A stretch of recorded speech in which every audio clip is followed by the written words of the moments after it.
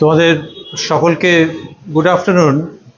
আমি রানাঘাটে যে এসছি, রাস্তায় প্রচুর জ্যাম ছিল, সেই জন্য প্রথমে তোমাদেরকে একটু সরি বলবার আছে, এই জন্যে যে অনেকক্ষণ ধরে ওয়েট করছো। কিন্তু রাস্তায় এমন জ্যাম ছিল যেখান থেকে কিনা নানান রকমভাবে এদিক ওদিক করে চলে আসতে হয়েছে। তাই এই যে ধৈর্য ধরে অপেক্ষা করছো এবং স্বামী বিবেকানন্দের কথা শোনবার জন্যে, সেটা ভালো। হেডমাস্টার মশাই এতক্ষণ সভা অলঙ্কৃত করেছিলেন, সেটা আমাদের কাছে আনন্দের বিষয়। আর এখানে রয়েছেন ডক্টর রমাপ্রসাদ রায়, যিনি ভারতী হাই স্কুলের সম্মানীয় হেডমাস্টার মশাই। তো বলছিলাম রানাঘাটে কিভাবে এসছি সেটা জানি, কিন্তু কেন এসছি জানি না, কারণ রমাপ্রসাদবাবু প্রায় সবই বলে দিয়েছেন, সেটাতে আমার কাজ সহজ হয়ে গেছে। স্বামী বিবেকানন্দকে নিয়ে তবুও অতি সংক্ষিপ্ত সময়ে যেটুকুনি ভাববো সেটা হচ্ছে, এই যে তোমরা মনোযোগ দিয়ে শুনছো তাতে ভালো লাগছে। স্বামী বিবেকানন্দ আসলে এমন একজন যাকে নিয়ে আমরা 12ই জানুয়ারির আগে আলোচনা করতে পারি।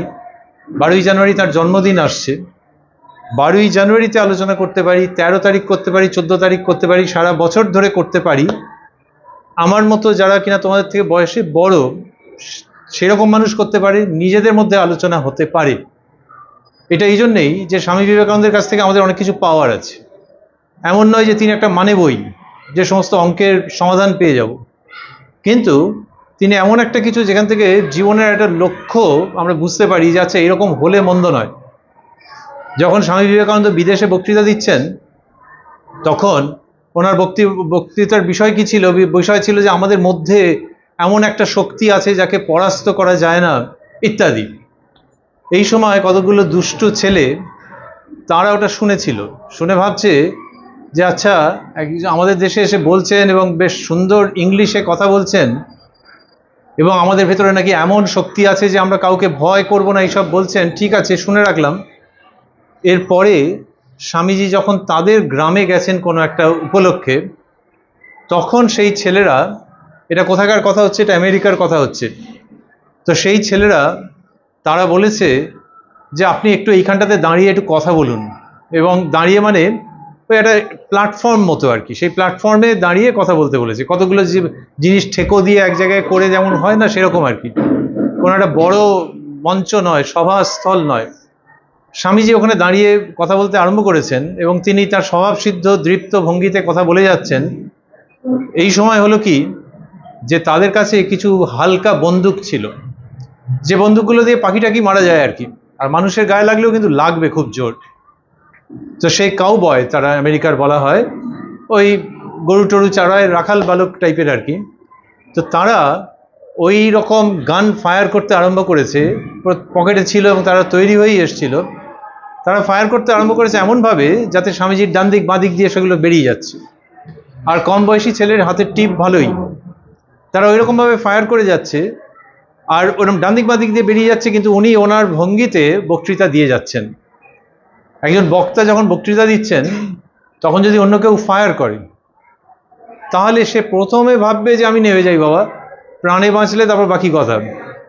কিন্তু এর ক্ষেত্রে দেখা যাচ্ছে যে না, তা নয়, উনি একই রকমভাবে দৃপ্ত ভঙ্গিতে বলে যাচ্ছেন, এবং যখন বক্তব্য শেষ করেছেন তখন সেই ছেলেগুলো হৈ হৈ করে এসে ঘিরে ধরেছে এবং ওনার সঙ্গে হ্যান্ডশেক করেছে, এবং তারা বলেছে হিয়ার ইজ আওয়ার হিরো। এই যে হিরো মানে যার কথা আমরা শুনতে পারি, যার কথার সঙ্গে জীবনের মিল আছে, সেই তাকে নিজেদের মধ্যে পেয়ে বিপুল আনন্দ সেই ছেলেদের। সেই স্বামী বিবেকানন্দের কথা ভাবছি এবং আলোচনার মধ্যে আছি অল্প সময়ের জন্য হলেও, যিনি কিনা যা বলেছেন তার সঙ্গে তার জীবনটা পুরোপুরি মিলছে। তিনি যে বলছেন যে ভারতবর্ষের জাগরণ চাই, বলছেন যে সমস্ত মানুষের ভালো চাই, এবং সেখানে জাতপাত, এই ধর্ম ওই ধর্ম এইসব মানলে চলবে না। এই কথাগুলো হারিয়ে যেত, এই কথাগুলো শেষ হয়ে যেত, নষ্ট হয়ে যেত, যদি না ওর জীবনের সঙ্গে এর অসাধারণ মিল থাকতো। উনি কি করছেন, যখন ভারতবর্ষ ঘুরছেন স্বামী বিবেকানন্দ, ভারতবর্ষ ঘুরছেন কেন? পায়ে পায়ে এই দেশটাকে তিনি জানতে চেয়েছেন যে এই দেশের কোথায় শক্তি, এই দেশের কোথায় ভয়, কোথায় দুর্বলতা, স্বামীজি সেটা দেখতে চেয়েছেন বলে পায়ে পায়ে ঘুরেছেন। আজকে গ্রামের একটা ছেলেও যতটা ঘোরে তার থেকে অনেক বেশি ঘুরেছেন। শহরের ছেলে অনেক সময় অলস হয়ে যায়, যে একটা বাস পেয়ে যাব, কি একটা ট্যাক্সি পেয়ে যাব, কি একটা অটো পেয়ে যাব, কি একটা টোটো পেয়ে যাব। টোটো গ্রামেও প্রচুর আছে। তো গ্রামের ছেলে এখনকার দিনে কিছুটা হেঁটে এসে ভাবে না দরকার নেই টোটো করে বাকিটা চলে যাই। তো সেই জন্য একটা গ্রামের ছেলে যতটা হাঁটে তার থেকে বোধহয় 1000 গুণ বেশি হেঁটেছেন স্বামী বিবেকানন্দ। তার সময় অটো টোটো ছিল না, ফলে খুব দূরের কোথাও যেতে হলে ট্রেনে যাব, আর তা নাহলে পুরো হেঁটে বেরিয়ে যাব। এইরকম যখন করছেন, প্রচণ্ড কষ্ট স্বীকার করেছেন, সেই জন্য লোকে তাকে মানে, তার কথা শোনে। এই যিনি যাচ্ছেন, বাংলায় একটা শব্দ আছে চারণ, চারণ সন্ন্যাসী, মানে কিনা যিনি হেঁটে হেঁটে পদব্রজে যাচ্ছেন। স্বামী বিবেকানন্দ সেইভাবে করছেন এবং গরিবের কুটিরে গেছেন। আবার রাজারা যখন তাকে আবিষ্কার করেছে যে ইনি শুধু সন্ন্যাসী নন, এনার মধ্যে বিরাট ক্ষমতাধর একজন পুরুষকে দেখতে পাচ্ছি, এবং তাকে আমন্ত্রণ জানিয়েছে রাজপ্রাসাদে, তখন তিনি রাজপ্রাসাদেও গেছেন। এই যিনি করছেন তিনি একটা অসাধারণ মনের মানুষ। ওই জন্যই বলছিলাম যে আজকে পাল চৌধুরী উচ্চ মাধ্যমিক বিদ্যালয়ে যে শুধু তার কথা শুনছি আমরা তাই নয়, সারা পৃথিবী তার কথা শুনবার জন্য উৎকর্ণ হয়ে রয়েছে, যিনি কোনো মতেই একটা টেক্সট বইয়ের মধ্যে আবদ্ধ একজন ব্যক্তি নন। এইবার স্বামীজি যখন হাঁটছেন এবং পদব্রজে ভারতবর্ষ পরিভ্রমণ করছেন, একটা মানুষের কি অভ্যেস থাকতে পারে? সে কি খায়? মাছ খায়, মাংস খায়, ভাত খায়, রুটি খায়, কতটা আরামে শোয়। এই যে জায়গাটা, স্বামী বিবেকানন্দ সমস্ত কিছু ধরে নাও ত্যাগ করেছেন, কিন্তু একটা মানুষ যার পেটে ভাত নেই, সে যখন হাঁটছে এবং ভারতবর্ষ পরিভ্রমণ করছে, কিছু অভ্যেস থেকে যায়। যেমন যিনি কিনা সিগারেট খান, তার ওই সিগারেটের যে নেশা, সেটা সবসময় ত্যাগ করা সম্ভব হয় না। স্বামীজির যেটা ছিল সেটা হচ্ছে ওই আমরা যেটা তামাক খাই আর কি, ওই ধরনের একটুখানি নেশা ছিল। তো ওই স্মোক করা আর কি। নেশা বলতে যা বোঝায় তা নয়, একটু অনেকে আছে না বলে যে আমার দিনে 2 কাপ চা হলে হয়ে যায়, সেটাকে চায়ের নেশা ঠিক বলে না। তো স্বামীজি পথশ্রমে ক্লান্ত হয়ে এক জায়গাতে হরিদ্বারের কাছাকাছি এক জায়গায়, বৃন্দাবনের কাছাকাছি এক জায়গায় দেখছেন যে একটুখানি স্মোক করবার ইচ্ছে হয়েছে, ধূমপান করবার একটু ইচ্ছে হয়েছে। আবারও মনে রাখছি, এই মানুষটা সারা পৃথিবী ঘুরেছেন এবং প্রায় এক এক সময় খালি পেটে ওনাকে থাকতে হয়েছে। তো এই বৃন্দাবনের কাছে গিয়ে যখন একটু ধূমপান করবার ইচ্ছে হয়েছে, তখন দেখছেন যে রাস্তার ধারে একটা লোক, একটু গরিব মানুষ, সে ওইসব হুঁকো টুকো নিয়ে বসে আছে, মানে সে সোজা কথা সে ধূমপান করে। এবার সিগারেট কেউ যদি কাউকে দেয় একটা, সেই সিগারেটটা ধরে টানা যায়, কিন্তু ধূমপান করতে গেলে কি হয়, ওই যে পাইপটা, সেই পাইপটা তো তোমার কারোর জন্য আলাদা করে দেবে না, ওই মানুষটা যে পাইপটা খেত সেইটাই দেবে, নলটা। তো স্বামীজি গিয়ে তার কাছে ওইটা চেয়েছেন, তখন সেই মানুষটি বলছেন, স্বামীজিকে দেখেই বুঝতে পেরেছেন যে একজন সাধু সন্ন্যাসী লোক। তিনি বলছেন যে মহারাজ আম ভাঙ্গি হ্যায়। ভাঙ্গি মানে হচ্ছে যে মেথড, পরিষ্কার করে বাড়িতে এখানে ওখানে ড্রেন ফ্রেন এটা ওটা পরিষ্কার করে। তো সে যে স্মোক করে, একজন সাধুকে সে দেবে কি করে? বলছে মহারাজ আম ভাঙ্গি হ্যায়। তখন এটা শুনে স্বামী বিবেকানন্দ হনন করে এগিয়ে গেছেন, যা ভাঙ্গি যখন বলছে তাহলে এগিয়ে যাই, খাবো না, কারণ তার ছোঁয়া যে পাইপটা সেইটাতে আমি ধূমপান করব।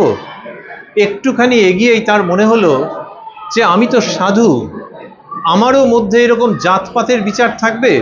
তখন উনি ব্যাক করলেন এবং ব্যাক করে ওই মানুষটির কাছ থেকেই ওটা চেয়ে ধূমপান করলেন। এটা তিনি নিজে বলেছেন যে মানুষ তো, তাহলে তোমাকে যিনি, আমাকে যিনি সৃষ্টি করেছেন, তোমাকেও তিনিই সৃষ্টি করেছেন।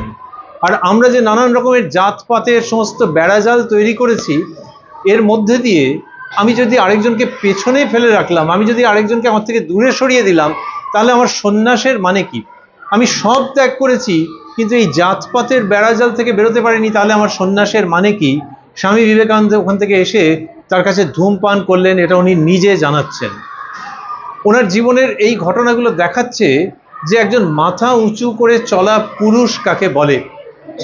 তোমাদের হয়তো ক্লাস 9-10 হবে, আমি জানি না এই ভিডিওতে তোমাদেরও হয়তো ছবি উঠবে। তো এই যে 9-10-এর ছেলে যারা রয়েছে, তোমাদের কাছে উনি আদর্শ কেন? তার কারণ ওনার জীবনটা হচ্ছে শক্তির আদর্শ, শক্তিময় একটা জীবন। সেখানে উনি বাঁদরের কাহিনী বলছেন যে যখন এরকম ভারতবর্ষ ঘুরছেন, তখন একবার এক জায়গায় হয়েছে কি, যে তোমরা জানো উত্তরপ্রদেশে আমরা যে বাঁদর বা হনুমান দেখি, ওখানে আরও বড় বড় সমস্ত থাকে, ফেরোসাস টাইপের থাকে। আমি যখন বলছি তখন মনে হচ্ছে তোমাদের মুখের দিকে তাকিয়ে যে কেউ কেউ এই কাহিনী জানো হয়তো, কিন্তু কেউ কেউ জানে, কেউ কেউ জানে না। আর আমার অন্তত জানা থাকলেও তোমাদের কাছে বলতে ভালো লাগছে। সেটা হচ্ছে এই, যে যখন ওই স্বামীজি যাচ্ছেন, তখন হঠাৎ একদল বাঁদর কোথা থেকে এসে তাকে তাড়া করতে আরম্ভ করেছে।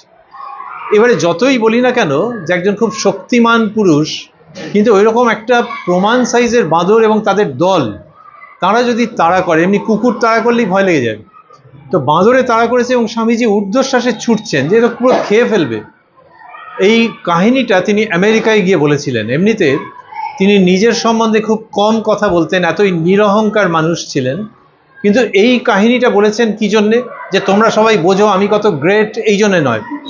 এই শিক্ষাটা, এই চোখ খুলে যাওয়াটা তোমাদের বয়সী ছেলেদের সঙ্গে শেয়ার করার উদ্দেশ্যে বলেছেন।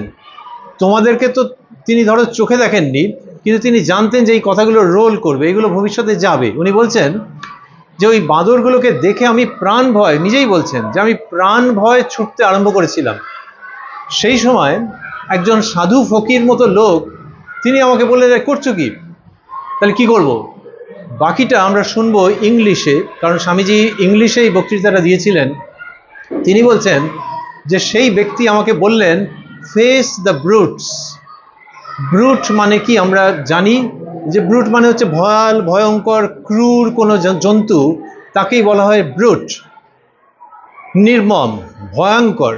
তো ওই যে বাঁদরগুলো ছুটে আসছে, দে আর ব্রুটস। তা এই সাধু ফকির বললেন ফেস দ্য ব্রুটস, তার মানে হিন্দিতে হয়তো বলেছিলেন, বাংলা করলে দাঁড়ায় যে জানোয়ারগুলোকে রুখে দাঁড়াও।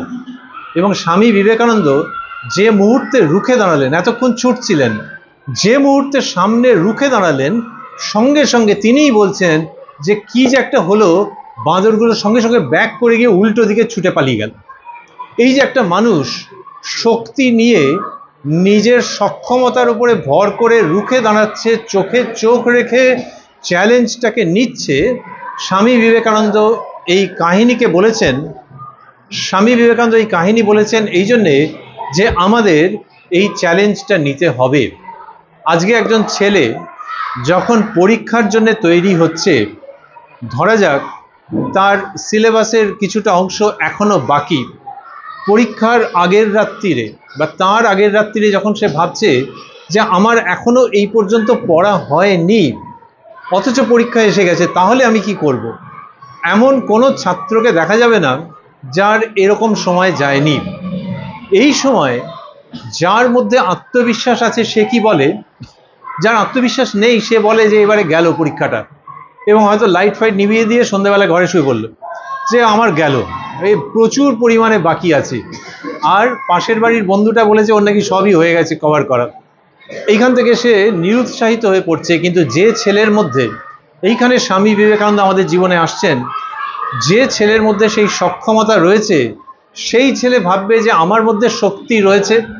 সুতরাং যে পরীক্ষা আরম্ভ হবে এখন থেকে কতক্ষণ দেরিতে, 20 ঘন্টা, 22 ঘন্টা, 25 ঘন্টা, যতক্ষণ দেরিতে আমার এখানে পরীক্ষা আরম্ভ হবে, আমি সেই পুরো সময়টাকে ইউটিলাইজ করব, ওটাকে এগিয়ে আনতে পারবো। আমি সেই পুরো সময়টাকে ইউটিলাইজ করব এবং করে আমার সর্বোচ্চ যে ক্ষমতা সেটা দিয়ে আমি পরীক্ষার সম্মুখীন হব।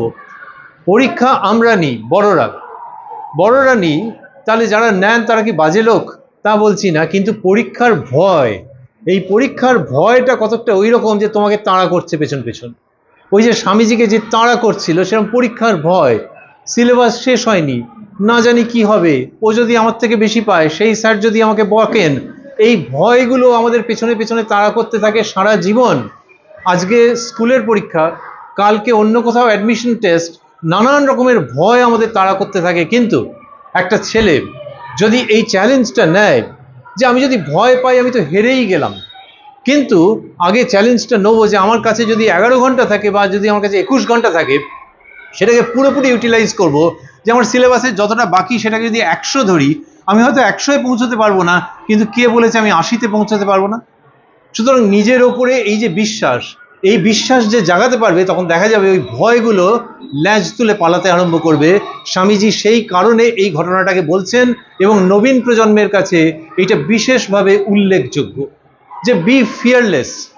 আমি এই তোমাদের এখানে এসে দেখছি যে ঠান্ডাটা খুব একটা বেশি নেই, যেখান থেকে এসছি সেখানেও তাই। আজকে ঠান্ডা একটু কম আছে, যার জন্য আমার একটা জ্যাকেট ছিল, জ্যাকেটটা খুলে রেখেছি। এই যে সময়টা জানুয়ারি মাসে, এই সময় বেশ ভালো মতো ঠান্ডা পড়ে যাওয়া যায়, সেটা আমার বলার অপেক্ষা রাখে না, তোমরা জানো। এবার যদি ভাবি যে রানাঘাট ছেড়ে দিলাম, আমেরিকায় ঠান্ডা কীরকম হয়, তা সবাই জানে যে প্রচণ্ড ঠান্ডা হয়। সত্যি কথা বলতে এই মুহূর্তে যে ঠান্ডা সাংঘাতিক, ঘরের মধ্যে যে হিটার আছে তার জন্য চলে যাচ্ছে, কিন্তু ঘর থেকে যেই বেরোবে একেবারে হাত পা আড়ষ্ট হয়ে যাওয়ার মতো ঠান্ডা। স্বামী বিবেকানন্দের কাহিনী হচ্ছে, উনি যখন প্রথম বিদেশে যান, তখন ভারতবর্ষের কিছু লোক ওকে বলেন প্রায় হাতজোড় করে যে আপনি বিদেশে দয়া করে আমাদের দেশের ধর্মের কথা গিয়ে বলুন।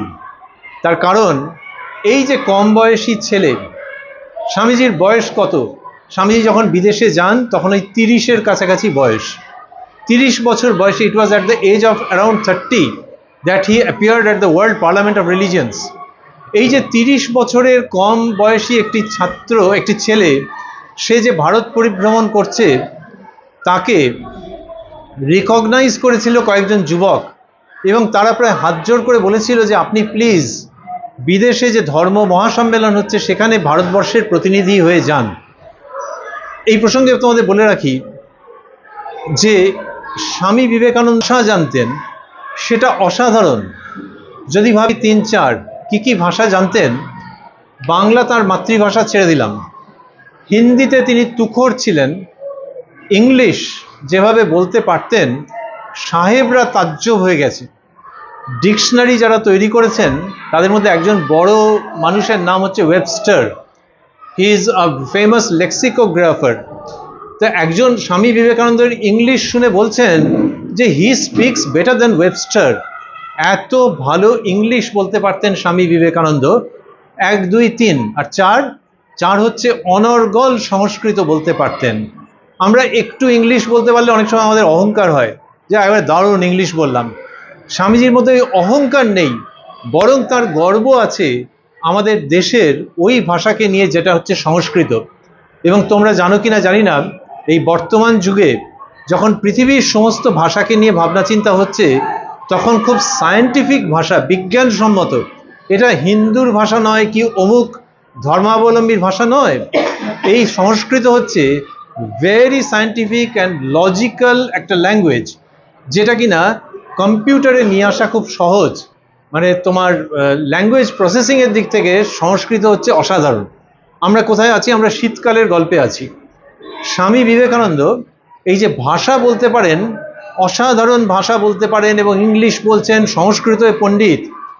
ভারতবর্ষের কিছু যুবক তারা আবিষ্কার করলেন যে এই যে সন্ন্যাসীর বেশ পরে আমাদের থেকে অল্প বড় যে মানুষটি ঘুরে বেড়াচ্ছেন, এর মধ্যে অমিত শক্তি রয়েছে, এবং ইনি আমাদের প্রতিনিধি হিসেবে বিদেশে যাওয়ার যোগ্য। বিদেশে কেন যাবে? তার কারণ সেই খবরটা তখন ভারতবর্ষে ছিল যে বিদেশে ওই পার্লামেন্ট অফ রিলিজিয়ন্স অনুষ্ঠিত হচ্ছে বলে তারা চাঁদা তুলে স্বামীজির জাহাজ ভাড়ার বন্দোবস্ত করে দিলেন, এবং যাতে স্বামীজি বিদেশে যেতে পারেন। স্বামী বিবেকানন্দ যখন বিদেশে গেলেন, উনি বলছেন যে আমি জাস্ট কেঁপে মরে যাচ্ছিলাম। কেঁপে মরে যাচ্ছিলাম কেন বললেন এই জন্যে যে যখন গিয়ে উপস্থিত হয়েছেন, যেখানে গিয়ে উপস্থিত হয়েছেন সেখানে দেখছেন প্রচণ্ড ঠান্ডা। স্বাভাবিক, একটা মানুষ যখন এক জায়গা থেকে আরেক জায়গায় যাচ্ছে, সঙ্গে সঙ্গে তো ঠান্ডাটা আসছে না। ওখানে যাওয়ার পর বলছেন প্রচণ্ড ঠান্ডা, যাতে আমার মরে যাওয়ার মতো অবস্থা। আর আমি এমনই বোকা, নিজে বলছেন যে the great full that I am, আমি কি করেছি, আমি না শীতকালের জামা কাপড় সেরকমভাবে কিছু আনিনি। উনি বুঝতে পারেননি যে এই টেরিবল ঠান্ডার মধ্যে পৌঁছবেন এবং সেখানে ওই অবস্থা। আবারও বলছি, আমি যখন অ্যানুয়াল পরীক্ষা দিচ্ছি, আমি যখন অন্য কোনো পরীক্ষা দিচ্ছি, তখন যে আমি ভাবছি যে আমার একটা কুঁকড়ে যাওয়া অবস্থা, আমার জীবন সংগ্রামের বিভিন্ন সময় আমি ভাবছি এই বুঝি হেরে গেলাম, এই বুঝি হেরে গেলাম। সেই জায়গার থেকে স্বামী বিবেকানন্দের কথায় আসতে চাইছি এবং ভাবছি যে ওই যখন বলছেন যে শীতে বোধহয় আমি জাস্ট মরে যাব, তখন তিনি একটা রেলওয়ে প্ল্যাটফর্মে ওই কাঠের বাক্স কিছু ছিল, সেই একটা বাক্সের মধ্যে উনি ঢুকে কোনো রকমের জড়সড় হয়ে বসে রইলেন সমস্ত রাত, যাতে করে ওই বাইরের প্রচণ্ড ঠান্ডায় উনি মানে শারীরিকভাবে শেষ না হয়ে যান। তোমরা জানো হয়তো যে একটা মানুষকে যদি ঠান্ডায় ফেলে রাখা হয় যে কোনো কারণেই হোক, তাহলে শুধু ওইটার জন্য নিউমোনিয়া থেকে আরম্ভ করে বিভিন্ন কারণে তার মৃত্যু হতে পারে। স্বামী বিবেকানন্দ ওই কাঠের বাক্সের মধ্যে বসে থেকেছেন। আজকে আমরা কেউ জ্যাকেট পরছি, কেউ সোয়েটার পরছি, কেউ অন্য রকমভাবে, কেউ বাড়িতে হিটার জ্বালাচ্ছি। এই যে স্বাধীন ভারতবর্ষের নাগরিক, আমরা মাথা উঁচু করে বাঁচছি যে ধর্মেরই হই না কেন, আমরা পড়াশোনা করছি, আমরা ভবিষ্যতে চিন্তা করছি, সেইখানে কিন্তু ভাবছি ওই মানুষটি একটি কাঠের বাক্সের মধ্যে কোনো রকমে জড়সড় হয়ে রয়েছেন। কি কারণে রয়েছেন? আমেরিকা থেকে কোটি কোটি ডলার নিয়ে তিনি ভারতবর্ষে এসে রাজপ্রাসাদ করবেন না, তাহলে দারুণ বক্তৃতা দেবেন না, সেটাও নয়। আসলে উনি চাইছেন ভারতবর্ষের কথা বিদেশে পৌঁছে দিতে এবং এই দেশটার জন্যে বিদেশের সাহায্য আনতে, যাতে করে এই দেশের গরিব গুরব মানুষগুলো কিছু খেতে পায়। ওই যে রাতটা তিনি কাটালেন ওইরকমভাবে, তারপরে কি হলো, তিনি সকাল হতে দেখছেন যে বাহ, বেশ হাওয়া দিচ্ছে, তো হাওয়াটা ভালো লাগছিল। পরে আবিষ্কার করলেন যে তিনি একটা লেকের কাছাকাছি আছেন, দ্যাট ইজ লেক মিশিগান লেকের কাছাকাছি রয়েছেন। এবং তারপরে তিনি নজরে পড়ে গেলেন একটি পরিবারের, ওই দিকটাতে একটু আসতে, একটা পরিবারের নজরে পড়ে গেলেন এবং সেই পরিবারের নজরে পড়ে তিনি দেখলেন তারা তাকে খুব গ্রহণ করলেন। এইবার স্বামীজিকে বলা হয়েছিল যে ওই যখন শিকাগো পার্লামেন্ট অফ রিলিজিয়ান্সে তিনি বক্তৃতা দিতে যাবেন, তার আগে তার কাছে পরিচয়পত্র চাওয়া হয়েছিল। তোমাদের কাছে জিজ্ঞেস করি যে পরিচয়পত্র যখন চাওয়া হয়েছিল তখন ঘটনাটা কি ঘটেছিল কেউ জানো? না, আমি ভাবছিলাম এই যে চশমা পরে যে একটু হাসতে হাসতে, ও জানে বোধ হয়। একটু একটু ওঠো ওঠো ওঠো, দেখি দেখি, দেখতে পাচ্ছি না ভালো করে, একটু ওঠো, চশমা পরে না তোমার সামনে, হ্যাঁ হ্যাঁ হ্যাঁ, একটু ওঠো, হ্যাঁ, আর তোমার পাশে একটু ওঠো, হ্যাঁ। হাসছিলে যখন আমি ভাবছিলাম জানো বোধ হয়, না ছিল বলো তো, না ঠিক কি বলছিলাম? এবার আমারই হাসি পাচ্ছে তোমাদের দেখে, একটু দাঁড়াও, একটু দেখি তোমাদেরকে। তো এইবারে হচ্ছে কি, যে যখন স্বামী, মনে রাখবে আমি থেকে এসেছি অনেকটা দূরত্ব অতিক্রম করে, এবং যেখানে এই এতজনে মিলে শুনছে, তখন দুজনের মধ্যে যদি মনোযোগের অভাব হয় তখন আমাদের মনোযোগ আবার ওইদিকে চলে যায়। এইবার যখন স্বামী বিবেকানন্দ বলছেন এবং ওনাকে যখন জিজ্ঞেস করছে যে আপনার এখানে যে আপনি বক্তৃতা দেবেন, আপনার কাছে কোনো পরিচয়পত্র আছে, তখন স্বামীজিকে যখন পরিচয়পত্র জিজ্ঞেস করা হয়েছে, তখন স্বামীজি কোনো পরিচয়পত্র নিয়ে যাননি। যে বিদেশে বক্তৃতা দেবো, হু অ্যাম আই, তার কোনো ক্রেডেন্সিয়াল আছে আমার? স্বামীজির কাছে সেরকম পরিচয়পত্র কিছু নেই। তখন ওখানকার একজন বিখ্যাত হার্ভার্ড ইউনিভার্সিটির একজন অধ্যাপক রাইট, WRIGHT, অধ্যাপক রাইট, তিনি, এই বসো, পেছনে ওরা দেখতে পাচ্ছে না, অধ্যাপক রাইট তিনি বলছেন যে স্বামীজির সঙ্গে পরিচয় করলেন। এবং তোমরা জানো না, এতে কোনো অসুবিধা নেই, আমি তো আর ছোটো বয়স থেকে জানতাম না, আমি বই পড়ে বা কেউ বলেছেন বলে জেনেছি।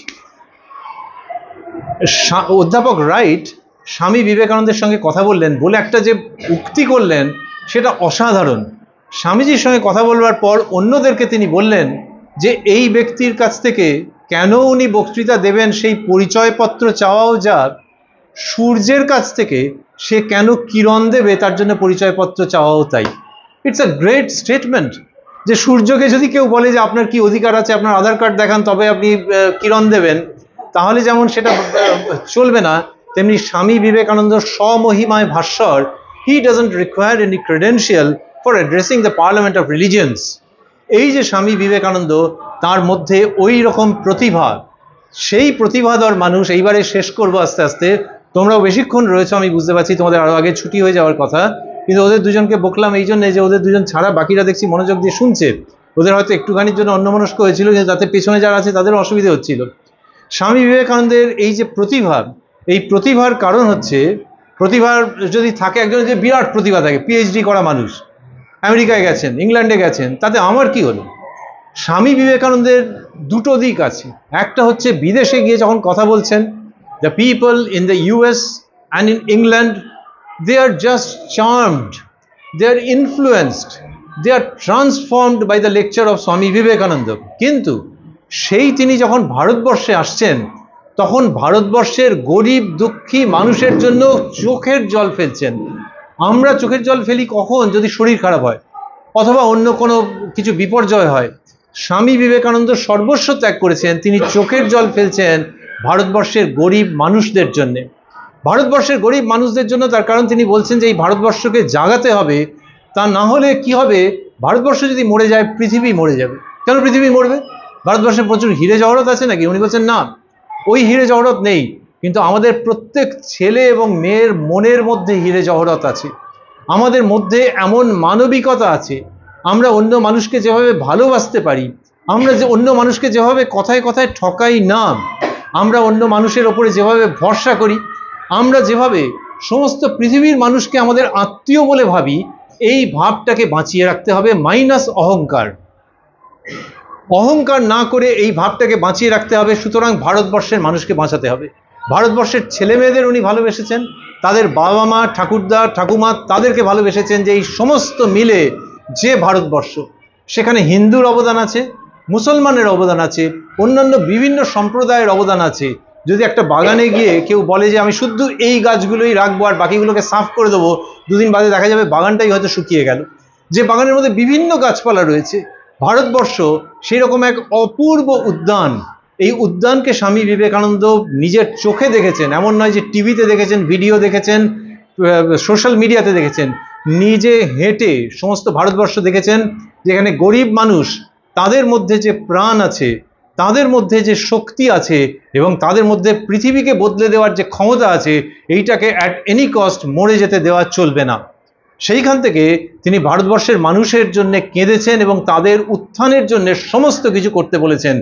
আমাদের মতো মানুষ, এখানে দুজন মাননীয় হেডমাস্টার মশাই রয়েছেন, সমস্ত শিক্ষিত মানুষের জন্য তিনি ভালো ভালো কথাও যেমন বলেছেন, তেমনি বকেছেন। বকুনিটা কি?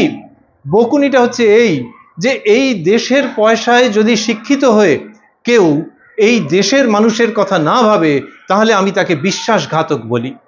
কি অসাধারণ কথা, যে তোমার জন্য তো এই দেশ অনেক কিছু করেছে, এই দেশের ত্রুটি দুর্বলতা আছে, কিন্তু তুমি যেখানটাতে এসছো তার জন্য দেশ যেটা করেছে সেটা ভাবো এবং দেশকে তার যতটা পারো ফেরত দাও, তা না হলে তুমি বিশ্বাসঘাতকতা করছো। স্বামীজি কড়া কথা বলতেন না, সবসময় গঠনমূলক কথা বলেছেন, এবং সেইখান থেকে তিনি এনেছেন যে তোমাকে নিজের পায়ে দাঁড়াতে হবে এবং ভারতবর্ষের গরিব মানুষের জন্য ভাবতে হবে, ভারতবর্ষের গরিব মানুষের উন্নয়নের জন্য চেষ্টা করতে হবে। কারণ এই গ্রাম বাংলাতেই, গ্রামের ভারতবর্ষে আমাদের প্রাণ পড়ে রয়েছে।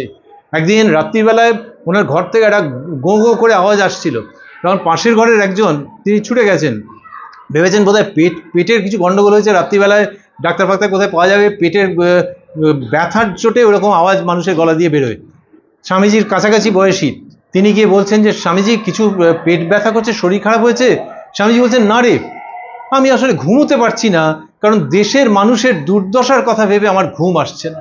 তাহলে লোকে যেমন পেটের ব্যথা উহ আহ করে, সেই রকম তার ভেতরে এত কষ্ট হচ্ছে দেশের মানুষের দুর্দশার জন্য। ওনার নিজের বোন সুইসাইড করেছিলেন। ভারতবর্ষের আরো বহু মানুষকে তিনি দেখেছেন, ব্রিটিশের অত্যাচারে বলো, আমাদের স্বজাতির অত্যাচারে বলো, যারা কিনা একটা পশুর মতো জীবনযাপন করছে। মানুষের শরীর কিন্তু পশুর মতো জীবনযাপন করছে, ছেলেরা করছে, তার থেকে অনেক বেশি মেয়েরা করছে। এই ছেলে এবং মেয়ে, এদের এই পশুর মতো যে জীবনযাপন, সেইটা দেখে বিবেকানন্দ কেঁদেছেন। He could have spent the remaining part of his life in the luxury of USA and England. যে ফিরবো না, এখানে বক্তৃতা দেবো, এখানে আমাকে সবাই খুব ভালোবাসছে, কিন্তু স্বামী বিবেকানন্দ ফিরেছেন, তিনি দেশের মানুষের কথা বলেছেন, দেশের মানুষের জাগরণের কথা বলেছেন, এবং সেখানে বিশেষভাবে এই দুটো জায়গার উপর জোর দিয়েছেন। এক হচ্ছে যে তোমাদের নিজেদের পায়ে দাঁড়াতে হবে, তুমি যদি নিজের পায়ে না দাঁড়াও আর বড় বড় কথা বলো, কেউ শুনবে না তোমার কথা। সুতরাং তুমি যদি বিজ্ঞানের ছাত্র হও, কলা বিভাগের হোক, বাণিজ্যের হোক, যাই আছে না কেন, সেখানে পুরো শক্তি দিয়ে কোনো শর্টকাটের কথা না ভেবে তুমি নিজেকে প্রতিষ্ঠা করো। ধর্ম টর্ম তারপরে হবে, আগে নিজেকে প্রতিষ্ঠা করো, আত্মবিশ্বাসী হও, নিজের পায়ে দাঁড়াও। জানবে যে সমস্ত শক্তি তোমার মধ্যে রয়েছে। এইটা বিবেকানন্দ বলছেন। নেতাজি সুভাষ বলছেন যে আমার রক্ত টকবক করে উঠেছে যখন আমি বিবেকানন্দের কথা শুনেছি, যে মানুষটা কিনা সাবমেরিনে করে চলে যাচ্ছেন, এবং তখন ওই যে মানে বোমারু বিমানগুলো চারিদিকে একদম যেমন আমাদের মাথার পাশে শীতকালে মশা ঘোরে, সেরকমভাবে বোমারু বিমান ঘুরছে, যে কোনো মুহূর্তে সুভাষ বোসকে ধ্বংস করে যাবে। ওই জলের মধ্যে থেকে তার মৃতদেহ ফুটে উঠবে, ভেসে উঠবে। সেই অবস্থায় নেতাজি সুভাষ সাবমেরিনে করে সেই ঐতিহাসিক যাত্রা করেছেন। সেই যে বীর পুরুষ, চিরকালের স্যালিউট করবার মতো একজন মহাবীর পুরুষ, তিনি বলছেন যে আমাকে সবচেয়ে বেশি অনুপ্রাণিত করেছে স্বামী বিবেকানন্দ। এই স্বামী বিবেকানন্দ যিনি কিনা বলছেন নিজের পায়ে দাঁড়াও, স্বাবলম্বী হও, তোমার ভিতরে সমস্ত শক্তি আছে, এবং সেই সঙ্গে মনে রেখো তোমার যে ভাইটা, তোমার যে বোনটা তোমারই অঞ্চলে যে কিনা খেতে পারছে না, যার কিনা নতুন বর্ষ বুক লিস্ট আসা সত্ত্বেও বই কিনতে পারছে না, যে কিনা স্কুল থেকে কি খাওয়ানো হবে শুধু ওইটুকুনির ভরসায় রয়েছে, বাকিতে বাড়িতে তার উনুন জ্বলে না, এই যে মানুষগুলো, যে গরিব মানুষগুলো, তাদের জন্য তোমার হৃদয়কে খুলে রাখো। সুতরাং তুমি বড় হয়ে ওঠো এবং তাদেরকেও একই সঙ্গে নিয়ে চলো, যাতে করে এই দেশটা জাগে। এই দেশের মানুষ জানে না যে তাদের কি বিরাট সম্পত্তি তাদের মধ্যে রয়েছে। সেই সম্পত্তির আবারও বলছি দুটো দিক, একটা হচ্ছে আত্মবিশ্বাস, আরেকটা হচ্ছে পরের জন্যে ভেতরের প্রেম, সহিষ্ণুতা। স্বামী বিবেকানন্দ এই দুটোকে সম্বল করে, এই দুটোকে হাতিয়ার করে, এই দুটোর শক্তিতে ভারতবর্ষের জাগরণ চাইছেন। তোমরা যে এতক্ষণ ধরে শুনছিলে, এত মনোযোগ দিয়ে শুনছো, আমাকে একটু স্ট্রাগল করতে হচ্ছে, কারণ স্কুল স্বাভাবিক ছুটির সময় হয়ে গেছে, ছেলেরা চেঁচামেচি করছে। আমি যখন ছাত্র ছিলাম আমিও এরকম চেঁচামেচি করতাম। সুতরাং তার মধ্যে থেকে এই যে অনুষ্ঠানটা হচ্ছে, এবং তোমরা যে স্বামী বিবেকানন্দের কথা শুনছো বা এতক্ষণ ধরে শুনছিলে, এটা হচ্ছে স্বামী বিবেকানন্দের প্রতি এক অদ্ভুত ভক্তির অর্ঘ্য। বড়রা কি করেন? বড়রা ফুল নেন, মালা নেন, গিয়ে তাঁর পায়ে দেন, মোমবাতি জ্বলে, হাততালি পড়ে, ছোটরা চেয়ে চেয়ে দেখে। কিন্তু এই যেখানে তোমরা এতক্ষণ ধরে স্বামীজির কথা শুনছিলে, তার আত্মবিশ্বাসের কথা, তার জাগরণের মহাবাণীর কথা, সুতরাং যে যে জায়গাতেই থাকো না কেন নিজের চেয়ারে বসে, আমি বিশ্বাস করি যে এই বক্তা তার মতো বলে যাচ্ছে, কিন্তু তোমাদের নীরব শ্রদ্ধাপূর্ণ অস্তিত্ব এবং তোমরা যে শুনছো, সেটার দ্বারা স্বামী বিবেকানন্দকে অসামান্য অর্ঘ্য আমরা এই বিগত আধ ঘন্টা ধরে সকলে মিলে প্রদান করেছি। ধন্যবাদ, নমস্কার।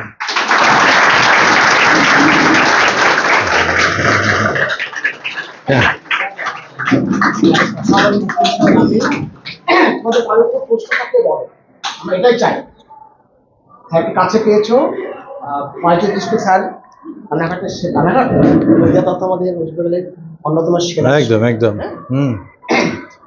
কি প্রশ্ন আছে বলো? নামটা বলো, কোন ক্লাস? আমার নাম অনুপম মজুমদার। হ্যাঁ, আমার কোশ্চেন ছিল যে বিবেকানন্দ একজন বড়ই ধার্মিক মানুষ। তো ওনার এক সেকেন্ড অনুপম, এক সেকেন্ড।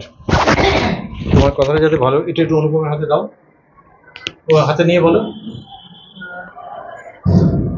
মানে স্যার, আমার কোশ্চেনটা ছিল যে উনি একজন বড়ই ধার্মিক মানুষ, ওনার নব্য বেদান্ত যেটা খুবই বিখ্যাত, তো ওনার মতে ধর্মটা কি, বা ধর্ম যেটা নিয়ে এত এখনো পর্যন্ত যে এত ভেদাভেদ, সেটা কেন? অনুপম জিজ্ঞেস করেছে যে স্বামী বিবেকানন্দের ধর্ম কি। রিলিজিয়ান ইজ বলে একটা উক্তি আছে, সেটা জানা আছে না? বলে, হ্যাঁ জানো এটা? True faith. আর রিলিজিয়ান ইজ বলে একটা বিখ্যাত বাক্য আছে, religion is the manifestation of the divinity already in man. মানুষের মধ্যে প্রথম থেকেই যে দেবত্ব আছে, তার বিকাশের নামই ধর্ম।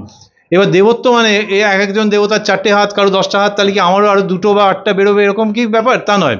কিন্তু তোমার মধ্যে দেবত্ব আছে মানে হচ্ছে যে তুমি যে ধর্মেরই হও না কেন, যাদেরকে লোকে দেবদেবী বলে, যাদের জন্য লোকে মন্দিরে যায়, গির্জায় যায়, ও মসজিদে যায়, যে সেই পূর্ণ সত্তা, বিরাট ব্যাপার, আমার থেকে তিনি অনেক ওপরে, ওরে না রে, তিনি তোমার থেকে অনেক ওপরে বটে, কিন্তু সেই তিনি আবার তোমার ভেতরে বসে আছেন আবিষ্কারের অপেক্ষায়, তোমার আবিষ্কারের অপেক্ষায়। একটা মানুষ যখন গ্রামের মানুষ হতে পারে, শহরের মানুষ হতে পারে, দেখা গেল যে ভবিষ্যৎ জীবনে তিনি দারুণভাবে মানুষের জন্য সেবা করছেন, ঘরের টাকা দিয়ে লোকের উপকার করছেন, তখন লোকেরা একটু ওনার আড়ালে বলে যে উনি মানুষ নন, দেবতা। এই যে দেবতা, তার মানে কি উনি মঙ্গল গ্রহ ঘুরে এসছেন, ওখানে দেবতাদের সঙ্গে দেখা সাক্ষাৎ হয়েছে? তা নয়। তার মানে তার ভেতরেই ওইটা ছিল, ওটা ফুটে উঠেছে। আমি তোমাদের বয়সী বহু ছেলে মেয়েকে জানি, তোমাদেরকে জানি না বলে বলছি, তোমাদের মধ্যেও হয়তো সেরকম থাকবে, যাদের মধ্যে কিনা ওই অন্যকে সেবা করবার একটা বিশেষ প্রবণতা থাকে।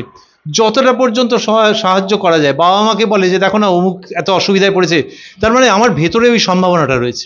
দুটো সম্ভাবনা আছে, একটা হচ্ছে শক্তির সম্ভাবনা আছে, যে আমি যে সাবজেক্টটা নিয়ে পড়াশোনা করতে চাইছি সেই সাবজেক্টে আমি শাইন করতে পারি, জলজল করতে পারি যদি আমি নিজেকে আত্মনিয়োগ করি, এই সম্ভাবনা আছে।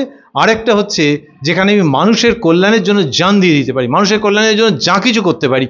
এইটা যদি কারোর মধ্যে থাকে, যে কিনা নিজের পায়ে দাঁড়িয়েছে, আবার অন্যের জন্যও ভাবে, অন্যের কষ্টে মুখ কালো হয়ে যায়, অন্যের দুঃখ দেখলে চোখে জল আসে, তাকে লোকে দেবতা বলবে না? এইটাকে ডিভিনিটি বলা হচ্ছে, দেবত্ব। স্বামী বিবেকানন্দ বলছেন যে ভেতরের দেবত্বকে জাগিয়ে তোলো। আমি যদি আজকে ইন্টারনেট করি অনেকক্ষণ ধরে, দেবত্ব চাপা পড়ে থাকে।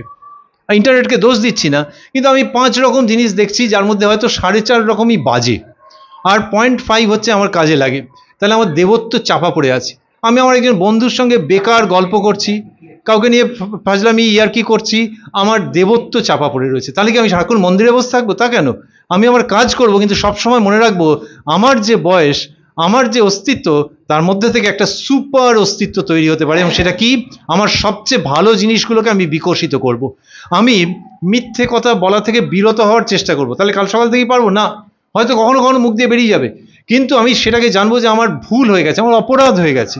আমি মিথ্যে থেকে বিরত হওয়ার চেষ্টা করব। পরীক্ষার হলে যদি অন্যের সাহায্য নিয়ে থাকি, কপি করে থাকি, করেছি, কিন্তু এখন ভাববো যে না, নিজে পড়বো যাতে কারোর কাছ থেকে কপি করতে না হয়। যদি সেটা করতে না পারি, তাহলে আমি টিচারের কথা ছেড়ে দিলাম, বাবা মার কথা ছেড়ে দিলাম, আমার কাছে আমি হেরে গেলাম। আমার কাছে আমার জেতা মানে হচ্ছে যে এমন জিনিস হবে যে I will not depend upon anybody's script for coping. এই যে ভেতরের পূর্ণত্ব, ভেতরের দেবত্ব জেগে উঠছে, সেই সঙ্গে আমি ভাবছি আমার এখন যে বয়স, তুমি এখন কটা ছেলেকে হেল্প করতে পারবে? যখন তোমার বয়স বেশি হবে, ভেতরে যদি প্রবণতা থাকে যে আমার দ্বারা অন্তত একজনের একটা জ্যামিতি বাক্সও যদি আমি কিনে দিতে পারি, তাহলে আমার ভেতরের সত্তা যেটা, সেটা বিকশিত হচ্ছে, তাতে কোনো সন্দেহ নেই। Religion is the manifestation of this divinity already in man. স্বামী বিবেকানন্দের ভাষা কি সুন্দর, যে আমি বিবেকানন্দ বলে তোমাদের মধ্যে ইনজেকশন দিয়ে দিলাম তা নয়। আমি যদি পৃথিবীতে নাও আসতাম, এই ডিভিনিটি তোমার মধ্যে রয়েছে, সেইটাকে যেভাবে তুমি বাঁচিয়ে তুলবে, যেভাবে তুমি বড় করে তুলবে, সেটাকেই ধর্ম বলবো। তুমি বলো। স্যার আমি অনুজ গাঙ্গুলি। একটু ওদিকে মুখ করো, নাহলে দেখা যাবে না। হ্যাঁ ঠিক আছে, এবার বলো। স্যার আমি অনুজ গাঙ্গুলি। আমার প্রশ্নটা হচ্ছে, একটা বিতর্কিত বাণী আছে বিবেকানন্দর। মানে বিতর্কিত বাণীটা হচ্ছে ফুটবল, গীতা পড়ার চেয়ে ফুটবল খেলা ভালো। সেইটা একটু এক্সপ্লেন করুন আর কি। তোমার নামটা একবার বলো। অনুজ গাঙ্গুলি। এই ভিডিওতে থাকবে, কিন্তু বাকিরা পেছন থেকে শুনতে পাওনি হয়তো। অনুজ বলেছে যে স্বামী বিবেকানন্দের বিতর্কিত বক্তব্য যে গীতা পাঠ অপেক্ষা ফুটবল খেলা ভালো। অনুজকে থ্যাঙ্কস এই জন্যে যে অনেক বড়রা এটাকে বিকৃত করে বলে, কিন্তু অনুজ একদম 100% কারেক্ট বলে দিয়েছে, যেটা তোমরাও জানলে তাই বলতে, যে কেন স্যারের সামনে ওটাকে বিকৃত করে বলতে যাবো। কিন্তু অনেক স্বার্থের মধ্যে থেকে মানুষ নানান রকম করে, সে ছেড়ে দাও। সত্যি সত্যি উক্তিটা হচ্ছে এইটাই, যে গীতা পাঠ অপেক্ষা ফুটবল খেলা ভালো। এখন কি হয়েছে, আমি নিজে ব্রাহ্মণ বাড়ির ছেলে। এবার আমাদের যখন পৈতে হচ্ছে, অড নাম্বার অফ এজে পৈতে হয়, তোমরা জানো হয়তো 9, 11, 13, সাধারণত 9, 11 বা 13-তে পৈতে হয়। যখন পৈতে হচ্ছে তখন মাথা কামাতে হয়। এখন অনেকটা হয়ে গেছে যে আচ্ছা কেউ কেউ চুলও রাখছে, কিন্তু পৈতেতে ওই নতুন ব্রাহ্মণকে কি দিতে হবে? তখন হচ্ছে নতুন ব্রাহ্মণকে গীতা দিতে হবে। নতুন ব্রাহ্মণ মানে কি, তার বয়স 9 বছর। কিন্তু ব্রাহ্মণের নিয়ম, তোমরা যারা ব্রাহ্মণ বাড়ির ছেলে তারা জানো যে গীতা দিতে হবে। এখন সেই গীতা যেটা দিল, গীতাটা কোথার থেকে? এখন সে গিয়ে মার্কেটে খুঁজছে, অনলাইনে খুঁজছে, দেখলো একটা গীতার দাম 150 টাকা। বলে আর একটু কম দামে হয় না? তখন 150 টাকা করতে হয়তো দেখা গেলো একটা 18 টাকায় গীতা পাওয়া যাবে। তখন বলে নাও বাবা, এই দিতে হবে, 18 টাকার গীতা নিয়ে চলে এলো। কেউ একজন হয়তো ওটা খুলে বললো, এ কি, এ তো ভুল ভাল সমস্ত রয়েছে, বাংলাগুলো তালবস্ত দন্তস্ব বলে, দূর, গীতা দেওয়ার কথা ছিল, 18 টাকায় পেয়ে গেছি, দিয়ে দিয়েছি। এখন এই যে 18 টাকার গীতা, এটা একটা ডেঞ্জারাস ব্যাপার। অথচ একটা মানুষের অহংকার আছে যে আমি ব্রাহ্মণ, আমি অন্যদের থেকে ওপরে, আমরা গীতা পাঠ করে থাকি। তুমি গীতা পাঠ করোনি তো, আরেকজন খুলে দেখেছে যে অন্যদের ভুলভাল আছে, সে সুতরাং যিনি দিয়েছেন এবং যাকে দিয়েছে, দুজনে কেউই হয়তো গীতা পাঠ করলো না। গীতার মধ্যে কি আছে, যে একজন না পুরো বডি ফেলে দিয়েছিল, সেটা কে? তিনি হচ্ছেন অর্জুন। যুদ্ধক্ষেত্রে তিনি বললেন যে আরে এইসব যারা রয়েছে আমার চেনা জানা লোক, আমি এদের সঙ্গে যুদ্ধ করব? ও বডি ফেলে দিয়েছে, অবসন্ন হয়ে গেছে, আমি যুদ্ধ করবো না। তখন শ্রীকৃষ্ণ বলছেন যে তুমি উঠে দাঁড়াও, কামান, তোমাকে এই যুদ্ধ করতেই হবে, কারণ এটা ন্যায়ের যুদ্ধ। ইত্যাদি। এই যেটা বলছেন সেটা হচ্ছে যে ভীষণ পাওয়ারফুল, যেটা ন্যায়ের যুদ্ধ, সেই জন্য তোমাকে করতে হবে। ন্যায়ের যুদ্ধতে তুমি যদি বলো যে এই আমার আত্মীয়, আমার পরিচিত, তাহলে সেটা তোমার হৃদয়ের দুর্বলতাকে প্রমাণ করে। একজন যদি ক্লাসে পড়ান, আর ধরা যাক যে তার ভাইপোটা ছাত্র হয়ে বসে আছে, এবার ভাইপোটা বসে আছে আর সেটা কি করছে, হালকা ভাষা ব্যবহার করছি, বাদরামি করছি। এবার তিনি যদি বলেন যে না ওকে আমি দেখিনি, কারণ না হলে ওর কান মুলে দিতে হয়, তখন লোকে বলবে তো আপনি ভীষণ অন্যায় কাজ করছেন, যে ওর কান মুলে দিতে হয় আপনার ভাইপো বলে আপনি দেখলেন না, আপনার চোখের সামনে বসে বাদরামি করছিল। তো তার মানে হচ্ছে যে তুমি ধর্মযুদ্ধে হেরে গেলে। তুমি ন্যায় নীতির কথা বলছো যে ও আমার ভাইপো হয়, আসলে তুমি ন্যায় নীতির জায়গায় তুমি হেরে গেছো। You have been defeated, so don't get defeated. Shrikrishna বলছেন যে তোমার আত্মীয় স্বজন যেই হোক না কেন, এটা ধর্মযুদ্ধ, তোমরা জানো মহাভারতের যুদ্ধ যে কারণে হয়েছিল। So come on, rise and you have to fight out. এই যে কথাটা, এটা কে বলতে পারে? ধরা যাক একটা হসপিটালের বেডে একজন শুয়ে আছেন, সেই মানুষটা যার কিনা খুব অসুবিধে রয়েছে, নিঃশ্বাস প্রশ্বাসের অসুবিধা রয়েছে, তাকে গিয়ে যদি কেউ বলে যে শ্রীকৃষ্ণ বলেছিলেন অর্জুনকে যে উঠে দাঁড়াও, আরে সে তো নিঃশ্বাস নিতে পারছে না, তো সে তাকে গিয়ে ওই কথা বলা মানে তো মহা মুশকিলে।